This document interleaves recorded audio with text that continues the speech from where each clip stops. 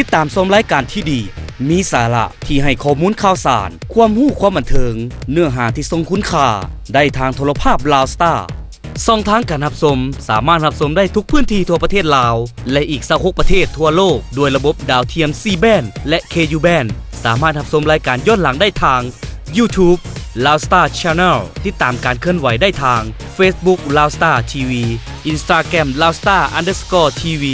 www.loudstartv.la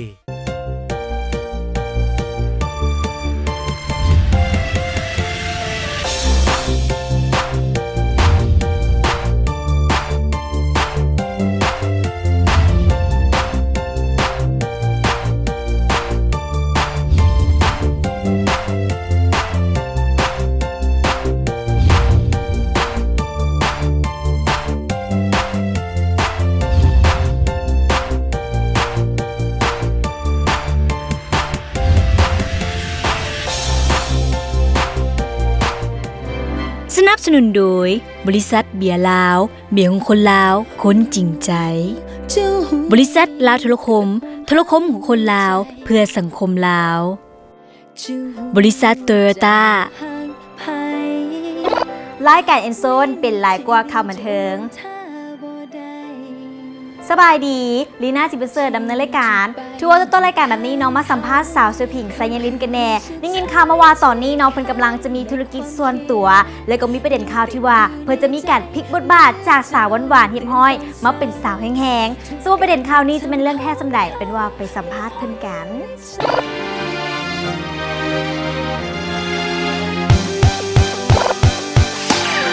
สบายดีเอ็นโซนโดยเนาะสำหรับตอนนี้ก็ถือว่าแต่ก่อนอีกเห็นมาหลายอันเนาะแต่ตอนนี้นี่เราเริ่มมาจับเกี่ยวกับเรื่องของธุรกิจความงามเพราะว่าเห็นสาวๆหลายๆคนนี่กะมาเกี่ยวกับเรื่องของการเบิ่งแยงรูปพรรณผิวพรรณอย่างต่างๆสวยผิงกันเลยคิดว่าเกี่ยวกับผลิตภัณฑ์ความงามนี่แน่นอนว่าสาวๆต้องสนใจอย่างแน่นอนเนาะสวยผิงกันเลยแนะนำอีกหนึ่งผลิตภัณฑ์นั่นก็คือผลิตภัณฑ์ลาเฟอร์พลัสซึ่งว่าสวยผิงเองกะถือว่านำเข้ามาจะจำหน่ายอยู่ในประเทศลาวของเราเพียงผู้เดียวเท่านั้นเนาะซึ่งว่า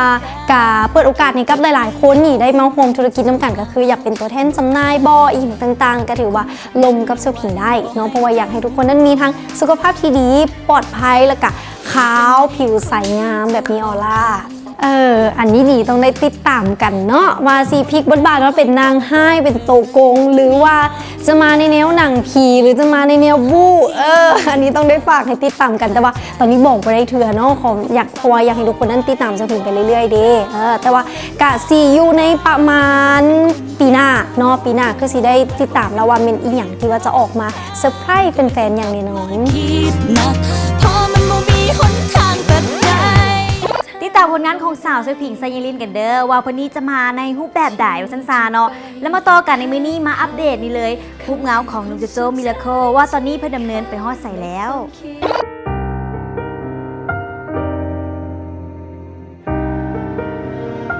เพลงประกอบรูปเงาเขียนขึ้นเองเพลงหนึ่งที่เหลือก็จะเป็นแซมอิทธิพิธาเขียนซอยนอกเป็นมูแล้วก็กำกับรูปเงาเขียนบทละครรูปเงาเองอาจจะเขาต้องเลือกคนที่เสือลมให้ได้แต่แท้ถามอย่างห้องเองบ่ธรรมดาห้องเองเพลงหนึ่งแล้วมันมี2-3เพลง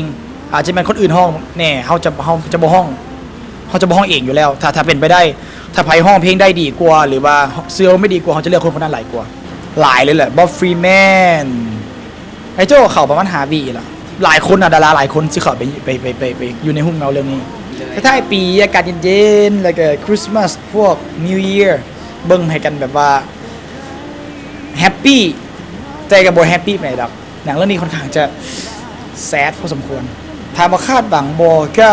ก็แน่นอนทุกคนคาดหวังสิ่งที่มันดีขึ้นแต่ว่าสิ่งที่ตัวไอ้โจ้เองนี่ไอ้โจ้ไม่ได้คาดหวังว่าเรตติ้งหรือว่าฟีดแบ็กที่ดีขึ้นที่ดีกว่าคนหนังอื่นๆหรือว่าดีกว่าสิ่งที่ไอ้โจ้คาดไว้แต่สิ่งที่โจ้เห็นคือไอ้โจ้คาดหวังกับฝีมือของตัวเองคาดหวังกับทีมงานของตัวเองคาดหวังในสิ่งที่ตัวเองเฮ็ดต้องมันดีที่สุด